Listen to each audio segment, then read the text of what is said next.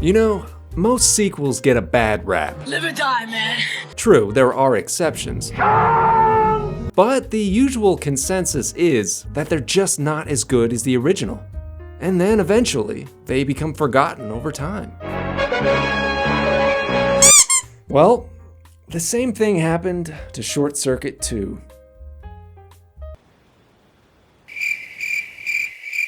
I mean, Part 2.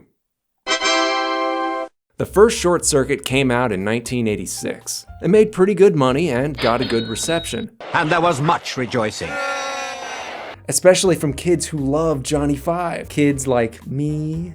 I remember watching it so many times when I was a kid. I just loved it. But I think that the sequel, which came out a few years later, is actually the better movie. So let's dig in, shall we?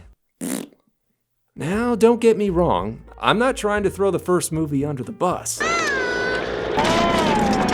I'm just trying to give the second movie some much needed love and attention, because it does a lot of things right.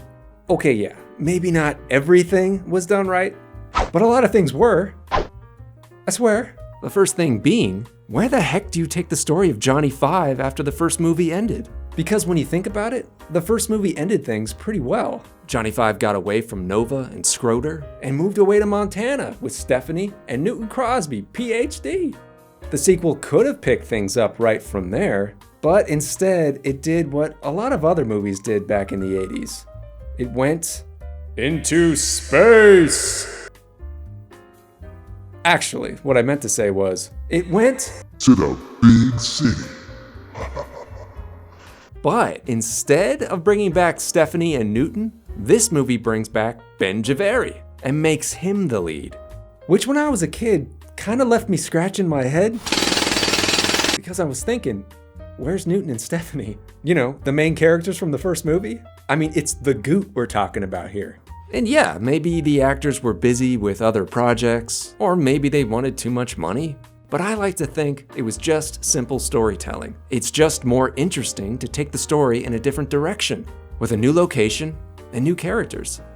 But as I said way back then, our man Ben is the lead this time. And it looks like he's fallen on some hard times since we last saw him. He ends up getting in cahoots with the street hustler Fred, played by Michael McKean, to mass-produce toy versions of the Johnny Five robot for a nearby toy store and hopefully turn a decent profit. And look at these things, they're awesome! Why weren't these things sold as toys in real life?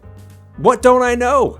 Anyway, it looks like the plan might actually work for a few minutes, until it gets interrupted by the plot, disguising itself as two humans in ski masks. You see, in the movie, this is where the A plot and the B plot come together. As it turns out, Fred picked the wrong spot to set up shop. The two guys wearing ski masks are these two guys, and they were hired by this guy to steal this case of precious stones by digging from the basement of the building to the vault where the case of stones are stored. It's a pretty standard heist plot, but it gets the gears going and keeps the characters that we're interested in and care about moving forward. Engaged in new, sometimes funny, sometimes cute, sometimes dangerous situations. And it's with this point that I think this movie really shines over the first one.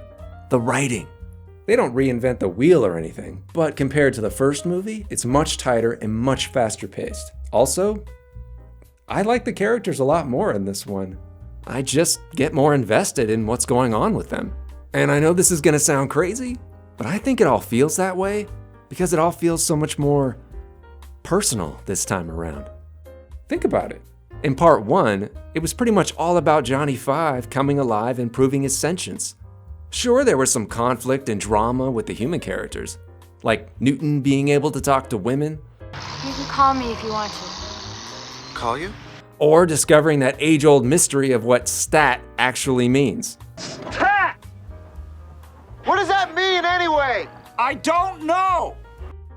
But it was all in service or secondary to Johnny Five, which I think has made the first movie just less interesting to me over time. What part two does is that it brings the human characters into the foreground and puts Johnny Five into the background. He's still there, but he's not driving the plot as much as he's reacting to it. Brilliant! And by doing that, I'm able to stay more invested in the story, but still get some good Johnny Five moments in. It's like having our cake and eating it too, Because when it comes to Johnny Five, you can have too much of a good thing. Fred, a character that starts off kinda snaky, eventually starts to turn into a guy that we kind of like, even though he doesn't always make the best decisions. I mean, at one point, he does try to sell Johnny Five when he finds out how much he's worth, but I swear he feels really bad about it afterwards. And he's played by Michael McKean, for crying out loud. How could you not like Michael McKean? We're talking about Mr. Green here, but like I said at the top, it's really Ben who takes the center stage on this one. Like in the first movie, he's played by Fisher Stevens, and again, he's really funny. And Ben, as a kind of square peg, fish out of water type, he makes a good, sympathetic protagonist. We really want him to finish making those toys on time for Sandy, but what we really want is for him to win her heart. Yeah, there's a bit of a love story in this one too. And you know what? I love it. I love it! I think it's actually more organic this time around, sprouting from the plot naturally. And it gives us some really good moments with Ben and Johnny Five. You see, in the movie, Ben is so nervous and shy around Sandy that he doesn't know how to talk to her, so Johnny Five offers to help him woo her in this Cyrano de Bergerac-inspired scene. If it is okay with your mom and papa, would you like to go to a malt shop for a cheeseburger? It's kind of cheesy, but cute. In fact, I give it a C for cuteness. Along the way, Johnny Five does have some existential doubts, enough to remind us that he's still a new life form and therefore has a lot of questions and a lot of introspection. It's just enough, but it's still good stuff. The movie's plot eventually leads him into helping Oscar. You know, the guy trying to steal all the precious stones. Johnny Five, not really understanding how duplicitous humans can be, inadvertently helps them and makes the heist a success. But by the time he figures out what's going on, it's too late. Which leads to one of the most brutal and heartbreaking scenes in the history of movies. Oscar and his goons beat Johnny into submission in order to cover their tracks, but Johnny Five survives. And in the next scene, when Fred finds him, smashed, falling apart, not even able to speak, I can't even think about this scene without getting upset. That's how good this movie can be. But you know how I said that this movie was more personal? Well, this is when Johnny Five has his moment to get personal. After Fred is able to partially revive him, he goes on a mission of revenge to get Oscar. And I'll never forget the song they play.